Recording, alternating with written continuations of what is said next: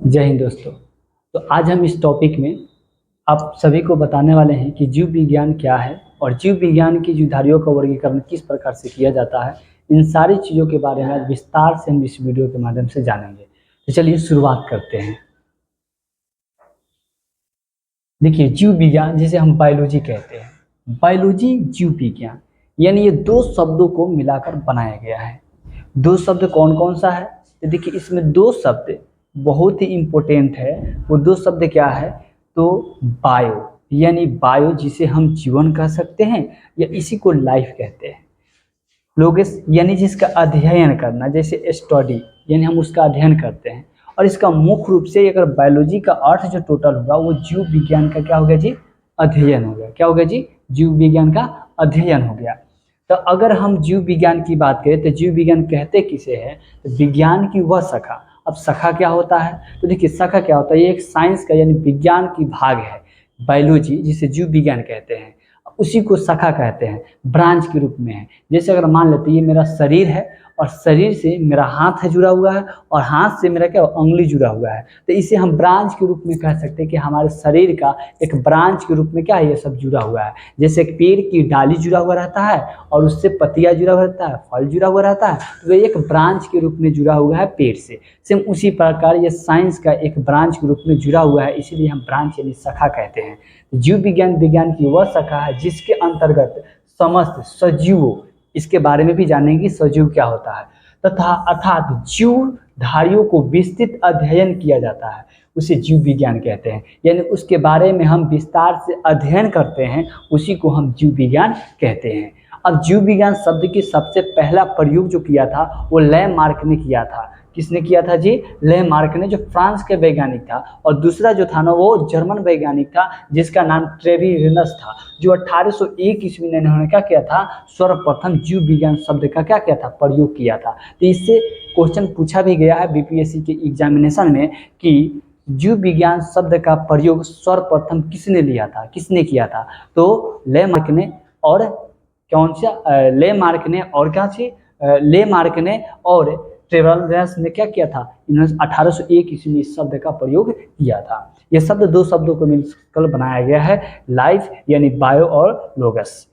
आते हैं अब जीव विज्ञान की एक शाखा के रूप में जोड़ने वाले व्यक्ति अरस्तु थे। यानी जीव विज्ञान को एक शाखा के रूप में जो जोड़ने वाले व्यक्ति थे वो अरस्तु थे। इसीलिए अरस्तु को जीव विज्ञान का फादर कहा जाता है, यानी जीव विज्ञान का जनक या पिता कहा जाता है। तो अगर आपसे कोई पूछे कि जीव विज्ञान की जनक कौन है तो आप अरस्तु कह सकते हैं, क्योंकि जीव विज्ञान के जो शाखा के रूप में जोड़ने का जो काम किए थे इन्होंने किए थे। कहा जाता है कि आपका पूरा शरीर बन जाए, और जैसे कुम्हार लोग पूरा शरीर को बना देता है लेकिन उसमें प्राण को नहीं रखता, तो जो व्यक्ति उसमें प्राण को रख देगा वो इंसान क्या कहलाता है, यानी उसका ज़्यादा अहमियत होता है। उसी प्रकार यानी जीव विज्ञान के इन्होंने शाखा के रूप में जोड़ने का काम किया था, इसीलिए इन्हें जो है ये क्या कहा गया? अरस्तु कहा गया, यानी अरस्तु यानी इसके पिता कहा गया। अब आते हैं अरस्तु के, यानी अरस्तु जो थे ना, अरस्तु को जीव विज्ञान के जनक भी कहा जाता है। अरस्तु को जीव विज्ञान के जनक कहा जाता है।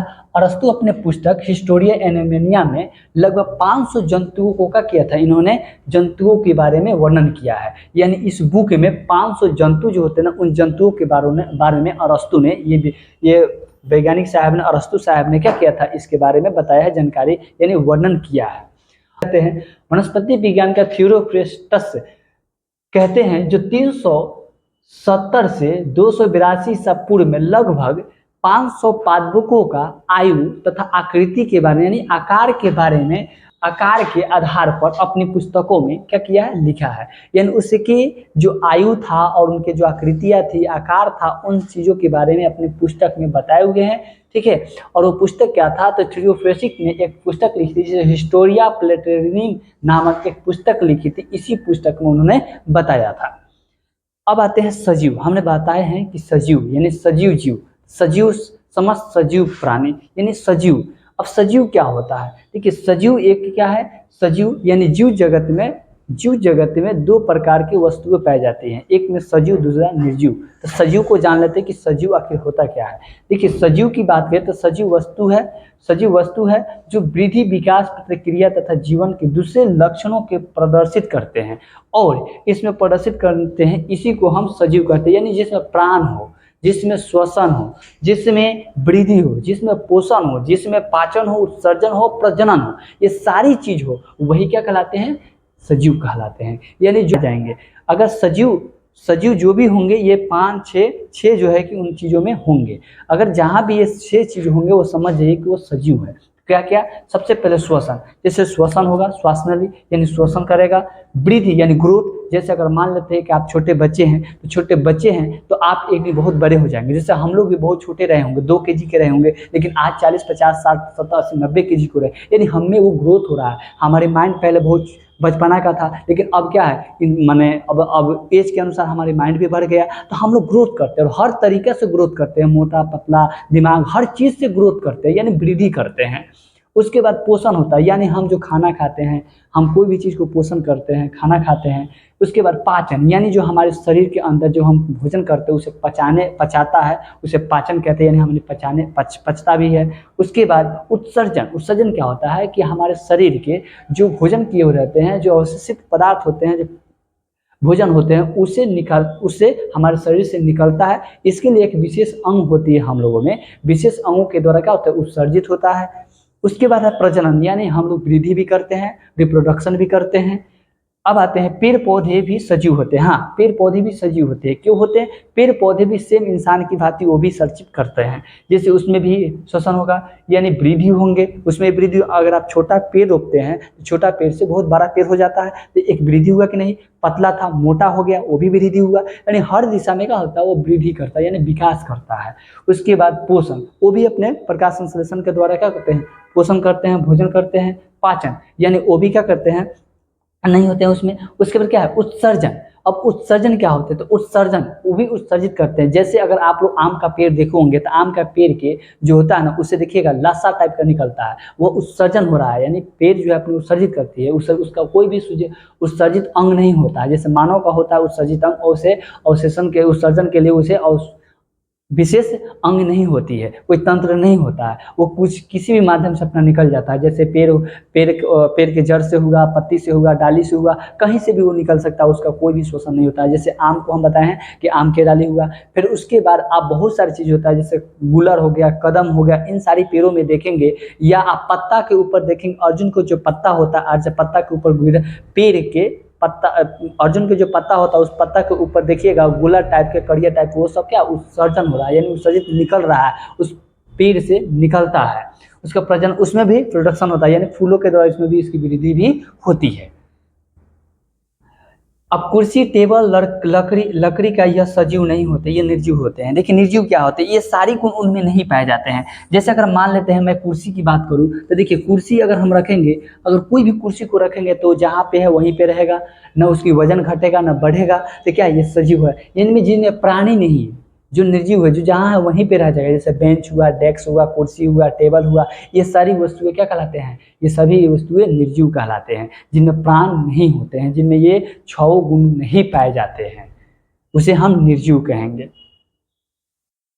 अब आते हैं जीव विज्ञान की आखिर शाखा यानी ब्रांच के रूप में, यानी जीव विज्ञान को कितने भागों में बांटा गया है। देखिए जीव विज्ञान को 2 भागों में बांट सकते हैं, बेसिक बायोलॉजी, मौलिक जीव विज्ञान, और क्या है यहाँ प्रायोगिक जीव विज्ञान।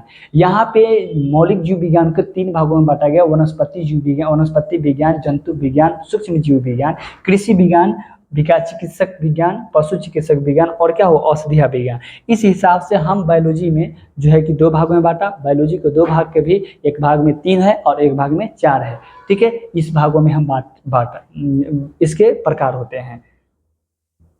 अब आते हैं कि जंतु विज्ञान क्या होता है। देखिए जंतु विज्ञान क्या होते हैं, जिसे हम जूलॉजी कहते हैं। देखिए जंतु विज्ञान, इनमें जीव जंतु आते हैं, यानी सिर्फ जिसमें जीव जंतु आते हैं उसे हम जीव जंतु विज्ञान कह सकते हैं, ठीक है। इसका जो इसका जो पिता है उसे हम अरस्तु को कहते हैं, इनका जो जनक है वो अरस्तु है, ठीक है, ये अरस्तु साहब है। उसका वनस्पति विज्ञान, वनस्पति विज्ञान में इसमें पेड़ पौधे का अध्ययन किया जाता है, यानी वनस्पति जो पेड़ पौधे का अध्ययन करते हैं, जैसे आप जंगल उंगल में देखते होइएगा पेड़ पौधे, या कहीं भी पेड़ पौधे जो होते हैं उनके बारे में अगर हम विस्तार से अध्ययन करते हैं तो उन्हें हम वनस्पति विज्ञान कहते हैं। वनस्पति विज्ञान से बहुत सारी जड़ी बूटियां या दवा उवा का भी क्या कहता है निर्माण किया जाता है उस पेड़ों के माध्यम से। और इसका जो जनक है थ्योरियोप्लेस्टस है, जो आप लोगों को बताया गया है। जीव विज्ञान यानी बायोलॉजी का जनक अरस्तु है, जंतु विज्ञान का जनक अरस्तु है, वनस्पति विज्ञान का जो है कि जनक प्रस्टस है, और कोशिका विज्ञान का जो है वो आपका रॉबर्ट हुक है। अब आते हैं कि जीवधारियों का वर्गीकरण। देखिए जीवधारियों का वर्गीकरण कैसे किया जाता है। देखिए ये कोशिका है, ऊतक है, अंग तंत्र है और जीव है। अब इस पर क्या होता है देखिएगा, इसमें क्या होता है, सबसे पहले ये मानव शरीर के सबसे छोटा भाग है, यानी मानव शरीर के छोटा इकाई है, मानव शरीर के छोटा इकाई है, मानव शरीर के छोटा इकाई, ये मानव शरीर की छोटा इकाई है। एक बहुत सारे कोशिका मिलकर एक ऊतक का निर्माण करता है, ऊतक से अंग बनता, अंग से क्या अंग तंत्र बनता, अंग तंत्र के बाद में जीव बनता है, यानी एक मानव का निर्माण होता है। जैसे पर आप एग्जाम्पल से समझ सकते हैं, जैसे अगर मान लेते हैं कि मिट्टी से क्या बना, मिट्टी से बना आपका क्या चीज, ईटा, और ईटा से क्या बना, ईटा से आपका बना क्या चीज, ईटा से मकान, दीवाल बना, दीवाल से आपका क्या बना, आपका मकान, रूम बना, और रूम से क्या बना, मकान बना, यानी मकान यानी घर बना। तो ये देखिए ये घर बना, तो ये एक बैग नहीं होगा, इसमें बहुत सारी चीज लगते हैं, बालू सीमेंट ये सभी लगते हैं, तो इस हिसाब से क्या होता है तब जाके एक घर बनता है जिस घर में आप रहते हैं। सेम उसी प्रकार मानव के जो शरीर होते हैं बहुत सारे कोशिका मिलती है, कोशिका में बहुत एक छोटी इकाई है, और ये जो है ना इस टोटल बना हुआ जो रचनात्मक इकाई होती है कोशिका, और कोशिका से ऊतक, ऊतक से अंग, अंग से अंग तंत्र, और उसके बाद जीव बनते हैं। जैसे आप इस पिक्चर में समझ सकते हैं। देखिए सबसे पहले यहाँ पे सेल, सेल से क्या होता है टिश्यू, टिश्यू से क्या होता है अंग, अंग तंत्र, अंग तंत्र से क्या होता है जीव, जो हम लोग का निर्माण होता है, यानी जीव का निर्माण होता है। तो जो जीव का निर्माण होता है, जो व्यक्ति का निर्माण होता है, इस प्रक्रिया के अनुसार ही क्या होता है तब जाके एक मानव का निर्माण होता है, एक जीव का निर्माण होता है। ठीक है, अब आते हैं जीवधारियों का वर्गीकरण। जीवधारियों का वर्गीकरण आधुनिक वर्गीकरण की शुरुआत कैरोलस लिनियस ने किया था। ठीक है, और इन्होंने, कैरोलस लिनियस ने वर्गीका के पिता भी कहा जाता है, यानी वर्गीकी के पिता भी कहते हैं। वर्गीकी क्या होता है, सभी चीज के लिए अलग अलग क्या होते हैं, ग्रुप होते हैं, अध्ययन करने के लिए होते हैं, उसी को हम वर्गीकी कहते हैं। वर्गीकी के इसमें 3 भागों को बांटा गया, यानी 3 भागों में है। पहला है क्या चीज, उसमें पहचान करना, वर्गीकरण करना और नामकरण करना। ठीक है, 1873 में कैरोलस लिनियस ने जीवों को नामकरण की द्विनाम पद्धति को प्रचलित किया। द्विनाम पद्धति को क्या किया इन्होंने, प्रचलित किया। तो कहेगा कि जीवों को नामकरण की द्विनाम पद्धति को प्रचलन करने वाले व्यक्ति कौन थे, अगर इस टाइप के क्वेश्चन आएंगे तो क्या होंगे, कैरोलस लिनियस ने किया था, जो 1753 ईस्वी में। प्रत्येक जीवधारी के नाम लैटिन भाषा के 2 शब्दों को मिलकर बनाया गया है। पहला है वंश, दूसरा है जाति। पहला क्या है, वंश है, दूसरा है क्या चीज, जाति। तो 2 शब्दों को मिलकर बनाया गया, लैटिन भाषा के 2 शब्दों को मिलकर बनाया गया था जीवधारियों की क्या चीज, नाम। मानव का वैज्ञानिक नाम जो होता है होमो सेपियंस होता है। कैरोलस लिनियस ने एक बुक लिखी थी जिसका नाम सिस्टम नेचुरली था, जिसमें उन्होंने सभी जीवों के वर्गीकरण के लिए उन्हें 2 भागों में विभाजित किया था, यानी 2 भागों में विभाजित किया था। पहला जो था वो पादप जगत था, दूसरा जो था वो जंतु जगत था। पादप जगत जिसमें प्लांट किंगडम कहते हैं, दूसरा जो था वो एनिमल किंगडम था। अब हम 2 जगत के वर्गीकरण के बारे में जानते हैं। तो 2 जगत का वर्गीकरण 2 किंगडम क्लासिफिकेशन कहते हैं, क्योंकि एक कैरोलस लिनियस ने जीवों को 2 भागों में बांटा था, इसीलिए इसे हम क्या कहते हैं जी, 2 जगत का वर्गीकरण कहते हैं। 2 जगत का वर्गीकरण किसने बांटा था, कैरोलस लिनियस ने किया था, इसीलिए इसे हम 2 जगत का वर्गीकरण कहते हैं। इसमें भी पादप और जंतु जगत, पादप यानी प्लांट किंगडम, और जंतु जगत यानी प्लांट किंगडम यानी पेड़ पौधे से प्राप्त करते हैं, जंतु जगत जिसमें हम जंतुओं से प्राप्त करते हैं। इसी प्रकार एरिस्टोटल ने जीवों को 3 भागों में बांटा, और इसीलिए 3 जगत वर्गीकरण कहा जाता है, 3 किंगडम क्लासिफिकेशन कहते हैं। इसे 3 भागों में बांटा गया था। पहला जो भाग था वो पादप जगत था, दूसरा जंतु जगत था, तीसरा आपका पोटिस्टा जगत था।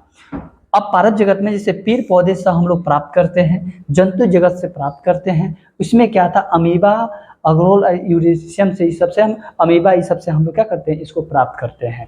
अब आगे चलते हैं, देखिएगा इसमें जो है ना आधुनिक जीव विज्ञान में सर्वाधिक मान्यता जो दिया गया था उसे H.R.H.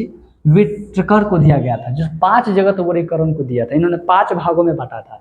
5 भाग जो था इनके अनुसार जो है कौन कौन थे, पादप जगत, जंतु जगत, पोटिस्टा, मोरेना और क्या था, कवक था। देखिएगा अब इसमें जो है ना ये प्लांट, जंतु, पोटिस्टा, मोरेरा और कवक, ये 5 भागों में इन्होंने किसने बांटा था, तो R.H. विट्कर ने क्या किया था, इन्हें जंतु जगत को यानी जीव जगत को 5 भागों में विभाजित किया था। अब 5 भागों कौन कौन सा है देखिएगा। सबसे पहले है पारक जगत। देखिए पारक जगत क्या होता है, इस जगत में सभी रंगीन बहुकोशिकीय, जो बहुत सारे कोशिका से मिलकर बना होता है, प्रकाश संश्लेषण उत्पादक जीव सम्मिलित है और यह प्रकाश की संश्लेषण प्रक्रिया द्वारा स्वयं भोजन बनाती है, यानी जो स्वयं अपने आप भोजन बना लेती है, जैसे पेड़ पौधे हुए, जैसे क्लोरोफिल धारक सभी पौधे इस वर्ग के क्या होते हैं, सदस्य होते हैं। इसका शरीर ऊतकों एवं अंगों से क्या होते हैं, निर्मित होते हैं। पुष्पीय तथा अपुष्पीय बीजीय पौधे सभी इस जगत के क्या होते हैं, अंग होते हैं। अब जंतु जगत एनिमल आते हैं। देखिए इस जगत में सभी बहुकोशिकीय जंतु समभोजी, यूकेरियोटिक, उपभोक्ता जीव और सम्मिलित किए गए इनके मोटा जुआ जो भी क्या कहते हैं, इसे कहते हैं। अब ये जंतु जगत से प्राप्त किया, जैसे हाइड्रा, जेलीफिश, कृमि, सितारा, मछली, सरीसृप, उभयचर पंछी, इन सारी चीजों से हम लोग क्या करते हैं, जंतु जगत में इसको हम प्राप्त करते हैं। अब आते हैं प्रोटिस्टा।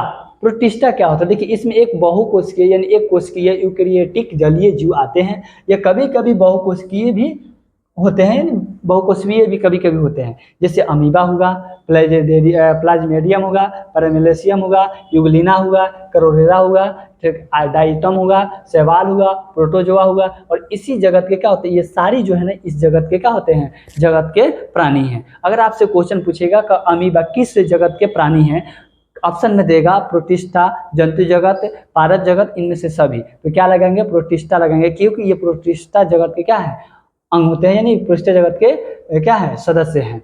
यह स्वपोषी और विषम पोषी दोनों तरह के होते हैं, यानी स्वपोषी जो स्वयं भोजन बनाता है, परपोषी जो किसी दूसरे पर भी आश्रित होता है, उसे हम स्वपोषी कहते हैं। इसमें केंद्रिका झिल्ली पाई जाती है, इसमें केंद्रक झिल्ली पाया जाता है। कुछ जीवों में गमन के लिए सीरिया पैलोजेला नामक रचनाएं भी पाई जाती है और यह पोषण के लिए सड़े गले कार्बनिक पदार्थ पर निर्भर रहते हैं। ठीक है, यानी ये पोषण के लिए, अपना पोषण के लिए क्या होता है, सड़े गले कार्बनिक पदार्थ पर क्या होती है, ये निर्भर रहती है।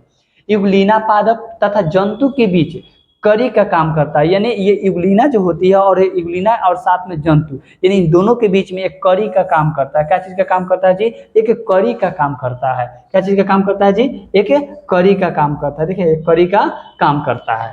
ठीक है, युगलीना यहाँ पे देखिए एक कड़ी का, ये कड़ी का क्या करता है, ये कड़ी का काम करता है जंतु के बीच में। उसके बाद आता है मोरेना। देखिए मोरेना यह एक कोशिकीय प्रोकैरियोटिक जीवों का समूह है। इनमें केंद्रिका झिल्ली का अभाव होती है, यानी इसमें केंद्रक झिल्ली का क्या होता है, अभाव होता है। कुछ में कोशिका भीति भी पाई जाती है, यानी कुछ ऐसे होते हैं जिसमें कोशिका भीति भी पाई जाती है और कुछ में नहीं भी पाई जाती है।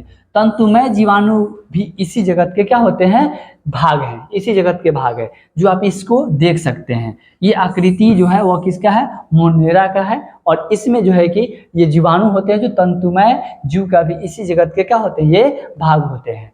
अब आते हैं क्या चीज, कवक। कवक क्या होता है, देखिए ये बहुकोशिकीय यूकेरियोटिक जीव है जो विश्व में पोषी होते हैं, जो पोषण के लिए सड़े गले क्या होते हैं, कार्बनिक पदार्थों पर आश्रित होते हैं। ये सड़े गले पदार्थ जो होते हैं उन पर ये आश्रित होते हैं। जैसे आप गांव में देहातों में देखते होंगे, इन चीज़ों को देखे होंगे, मशरूम, और ये इन्हें मृत जीवी भी कहते हैं। जैसे मशरूम, यीस्ट, पेनिसिलियम इस जगत के क्या होते हैं, सदस्य होते हैं। गोबर छाता, जैसे हम लोग छाता छाता कहते थे बचपन में, आप लोग इसे देखे होंगे। और इससे जो है तो ये क्या होते हैं, सड़े गले खाद्य पदार्थ पर जो है कि उगते हैं, या सड़ा गला जो खर होते हैं उन खरों पर क्या होते हैं, ये उगता है, या पेड़ पौधा जो सड़ जाता है उस पर भी ये सारी चीज़ें उगते हैं। इस प्रकार के आप देखे होंगे, ध्यान से देखेंगे तो आपको समझ में आ जाएगा कि इस प्रकार के बचपन में आप खूब देखे होंगे। और इस पर हम लोग छाता खूब कहते थे कि ये छाता है, छाता है, और खूब खेला करते थे। तो ये चीज़ क्या है, इसे क्यों हम कवक कहते हैं। तो अब समझ में आ गया। आपसे क्वेश्चन कैसे पूछेगा, कहेगा मशरूम किस जगत के क्या है, प्राणी है। तो किस जगत के प्राणी है, कवक जगत के प्राणी है। इनसे बहुत सारे टॉपिक से क्वेश्चन पूछा गया है। अगर आप प्रीवियस ईयर्स के क्वेश्चन किसी भी एग्जामिनेशन को देखेंगे तो यहाँ से क्वेश्चन बहुत सारे पूछे गए हैं, यहाँ से बनते हैं, तो आप इसे पढ़कर पूरी कंप्लीट कर सकते हैं। इस चैप्टर से जितने भी क्वेश्चन आएंगे इन सारे क्वेश्चन को PDF फाइल आपके पास भेज दिया जाएगा, या यहाँ पर इन सारी चीज़ों से इन सारी टॉपिकों से जितने भी सारे क्वेश्चन होंगे जो BPSC एग्जामिनेशन के लिए या अदर एग्जामिनेशन के लिए जितने भी सारे क्वेश्चन होंगे, सारे क्वेश्चन के PDF फाइल आपको प्रोवाइड कर दिया जाएगा। और आज के लिए इतना ही, फिर मिलेंगे अगले वीडियो में। जय हिंद, जय भारत।